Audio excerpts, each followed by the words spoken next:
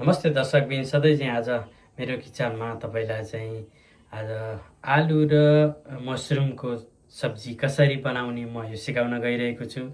तपाईँलाई कसरी बनाउँदा मिठो हुन्छ के होला म जान्दिनँ भन्ने मनमा छ भने कृपया यो भिडियो पुरा हेर्नुहोला। तपाईँले यो भिडियो पुरा हेरिसकेपछि तपाईँले मजाले आफ्नै घरमा बनाएर खान सक्नुहुनेछ। अब तपाईँलाई ढिला नगरिकन म किचनतर्फ लाँदैछु।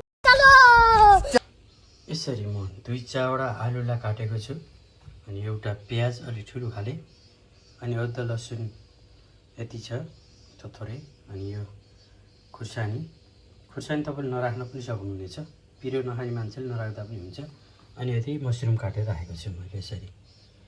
अनि मसँग टमाटरको क्यान छ, क्यान टमाटर युज गर्दछु किनकि अहिले टमाटर नभएको हुनाले फ्रेस टमाटर राख्दा अझै स्वादिलो हुने गर्दछ।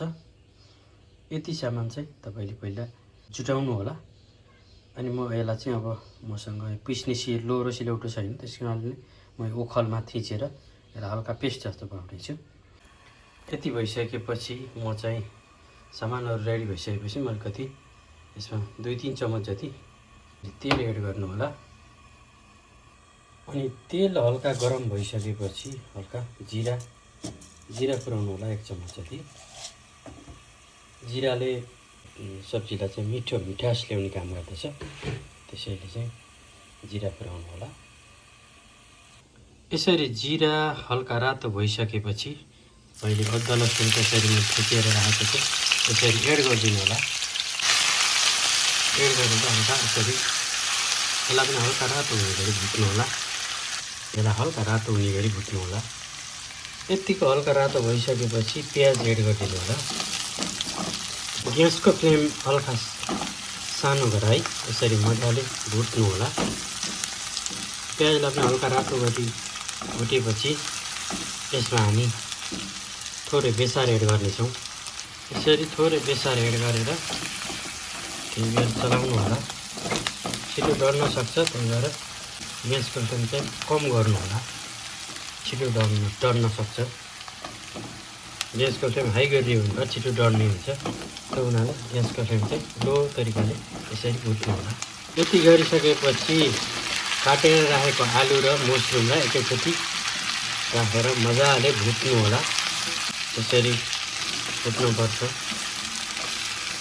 जति बेर भुटेर पकायो त्यति नै मिठो हुने गर्दछ। अब हामीले स्वादअनुसारको नुन एड गर्दैछौँ।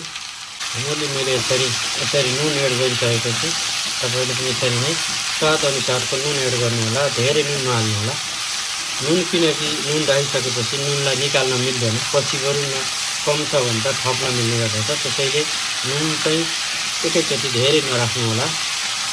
नुन राखेर यसरी मजाले चलाउनुहोस्। नुनले चाहिँ यो सब्जीलाई छिटो पाक्न मद्दत गर्दछ।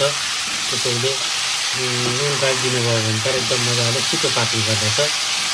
अब हामी ग्यासको फ्लेम चाहिँ सानो गरी केही समय ढाकिदिनेछौँ किनकि ढाकेर पकाउँदा छिटो पाक्ने गर्दछ, मिठास पनि हुने गर्दछ।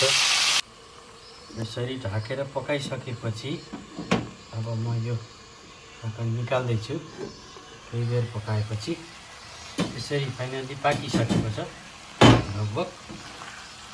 तपाईँले देख्न सक्नुहुन्छ कस्तो मजाले पाकिसकेको छ। अब यसमा चाहिँ हामीले थोरै टमाटर एड गर्नेछौँ। यसरी मैले जिरा र धनियाँ पाउडरको धुलो अनि किचन किङ राखेर यसरी राख्ने गरिन्छ। यसरी मैले फेरि टमाटर पनि एड गरिसकेको छु। मसँग क्यानको टमाटर भएको हुनाले यसरी क्यानको टमाटर मैले एड गरिसकेको छु। अब यसलाई एड गरिसकेपछि केही समय टमाटर पाक्ने गरी फेरि केही बेर यसरी ढाकेर पकाइयो भने त एकदमै छिटो पाक्ने गर्दछ, टमाटर मजाले पाक्ने गर्दछ। यसरी पकाइसकेपछि अब देख्न सक्नुहुन्छ एकदम स्वादिलो बनिसकेको छ। आज हाम्रो आलु र मसरुमको रेसिपी यसरी बनाएर मजाले खान सक्नुहुन्छ। आज फाइनल्ली तपाईँले आलु र मसरुमको सब्जी कसरी बनाउने भन्ने कुरा सिकिसक्नु भएको छ। अब तपाईँले म आफै बनाउन सक्छु भन्ने तपाईँमा आत्मबल बढिसकेको छ। यसरी नै तपाईँ आलु र मसरुमको सब्जी बनाउनुहोस्, आफ्नो फ्यामिलीसँग मजाले खुसीका साथ एकदम मिठो तरिकाले खानुहोस्, रमाउनुहोस्। यस्तै यस्तै भिडियोको लागि मेरो यो युट्युब च्यानललाई सब्सक्राइब गरी लाइक कमेन्ट सेयर गरी तपाईँको आफन्तजनसँग पुर्याइदिनु होला। फेरि म यस्तै भिडियो लिएर तपाईँसँग उपस्थित हुनेछु। तबसम्मको लागि बिदा चाहन्छु। नमस्ते। तपाईँको दिन शुभ रहोस्।